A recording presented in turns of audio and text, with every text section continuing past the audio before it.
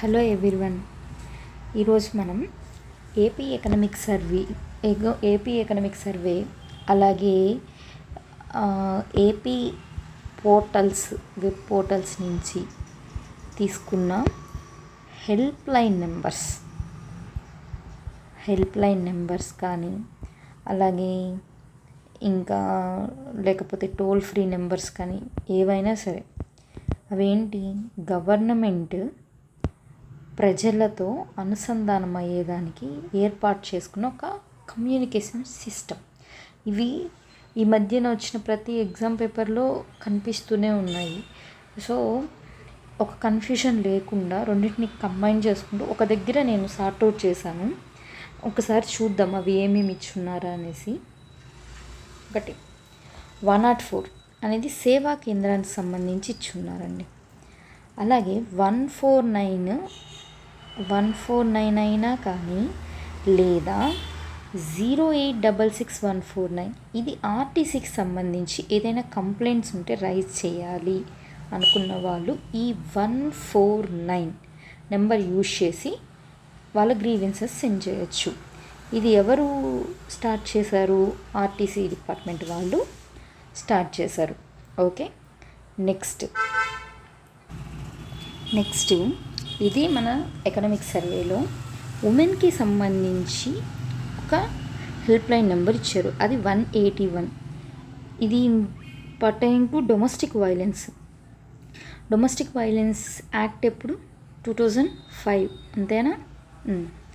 Next child, very very very important. ప్రతి ఎగ్జామ్లో అడుగుతున్నారు. ఇక్కడ ఒక దగ్గర చైల్డ్ వాళ్ళ హెల్ప్ లైన్ నెంబర్ ఎంత? 1098. ఓకే, 1098. నెక్స్ట్ ఇవేంటంటే ఈ జనరల్ గ్రీవెన్స్కి సంబంధించి ఒక టోల్ ఫ్రీ నెంబర్ ఇచ్చారు. అది ఏంటంటే 1902.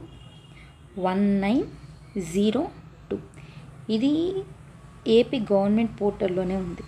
నెక్స్ట్ ఎలక్ట్రిసిటీ వాళ్ళకి సంబంధించి హెల్ప్ లైన్ నెంబర్. ఎలక్ట్రిసిటీ కూడా ఎమర్జెన్సీ కదా, సో అందుకు దీనికి సంబంధించిన హెల్ప్ లైన్ సర్వీస్ నెంబర్ ఏంటంటే 1912.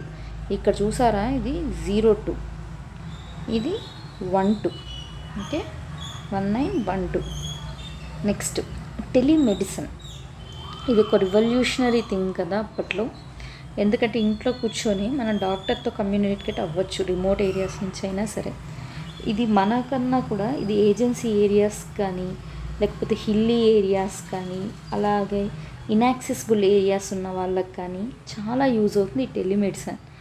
సో ఆ ప్రజల్లో వాళ్ళ స్టాండర్డ్ ఆఫ్ లివింగ్స్లో కూడా మార్పు తీసుకురావడానికి గవర్నమెంట్ ఈ టోల్ ఫ్రీ నెంబర్ ఇచ్చిందనమాట. ఇదేంటి 14410, రైట్? 12 స్క్వేర్ ఎంత? 14410. నెక్స్ట్ అలాగే మన సోషల్ ఎకనామిక్ సర్వేలో ఇంకోటి ఏమి ఇచ్చిందంటే మెంటల్ హెల్త్కి సంబంధించి చాలామంది వాళ్ళు డిప్రెషన్లో ఉన్నా లేకపోతే ఏదైనా అడిక్ట్ అయిపోయి ఏదైనా బయటికి చెప్పుకోలేక వాళ్ళే డిప్రెస్ అయిపోతూ కుమిలిపోతూ ఉంటారు. అలాంటి వాళ్ళు ఈ నెంబర్కి కాల్ చేస్తే వాళ్ళు సర్టెన్ గైడెన్స్ ప్రొవైడ్ చేస్తారనమాట. అదేంటంటే 14416. 144తో సీరియల్గా వస్తున్నాయి నెంబర్స్, అందుకని అనమాట అంత స్ట్రెస్ చేయడం. 14416. నెక్స్ట్ అలాగే PM Poshan, mid day meals పిల్లలకి పిఎం పోషన్ ప్లస్ 77 ట్రైబల్ డిస్ట్రిక్ట్స్లో మనం ప్రొవైడ్ చేస్తున్నాం కదా పిఎం పోషన్ ప్లస్. అక్కడ ఇచ్చిన హెల్ప్ లైన్ నెంబర్ ఏంటంటే 14417. మెంటల్ హెల్త్ ఏంటంటే 16, పోషన్ వచ్చి 17. ఓకే, నెక్స్ట్ ఇది గవర్నమెంట్ పోర్టల్లోనే ఇచ్చున్నారు.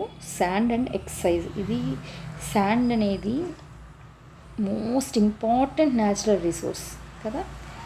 సో దాని మీద ఆ మాత్రం గ్రీవెన్స్లు అనేవి వచ్చినప్పుడు దాన్ని వెంటనే సార్ట్అవుట్ చేస్తేనే కదా ఎకానమీలో కూడా మనకు రివైవల్ అనేది జరుగుతూ ఉంటుంది, లేకపోతే స్టాగ్నేషన్ అయిపోతుంది ఎక్కడిదక్కడ.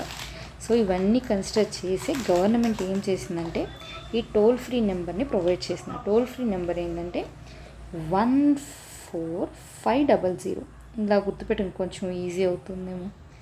14500. 149 149 ఏంటి?